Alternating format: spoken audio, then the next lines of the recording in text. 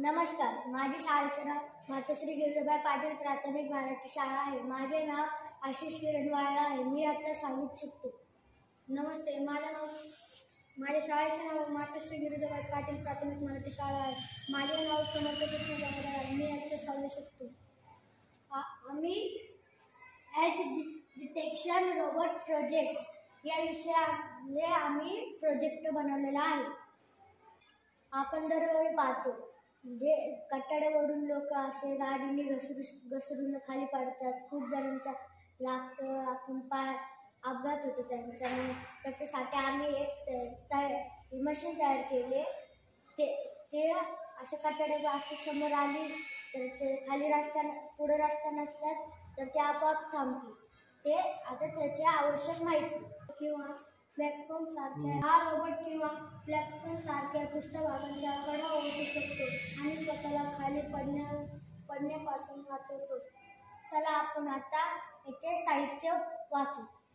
Micro controller, infrared sensor, DC Motors, robot, चाके, battery pack, jumper wires, Vincent. हा robot समोरील जमिनीचा शोध घेतात. जर सेन्सरला जमिनीचा पृष्ठभाग दिसला नाही, उदाहरण टेबलच्या कडेवर, तो रोबोट तात्काळ थांबतो किंवा दिशा बदलतो. चला आता आपण उपयोग बघू.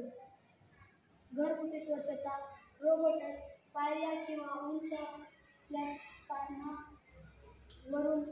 पडण्यापासून. चला आपण आता यांचे उपयोग बघू. घरगुती स्वच्छता रोबोट्स, पायऱ्या किंवा उंच प्लॅटफॉर्मवरून पडण्यापासून संरक्षण. कारखाने आणि गोदाम उंच जागेवरून माल हलवताना सुरक्षितता सूचित करणे. संरक्षण क्षेत्र अशा ठिकाणी वापरले जाऊ शकतात जिथे माणसासाठी जाणे धोकादायक किंवा अवघड आहे.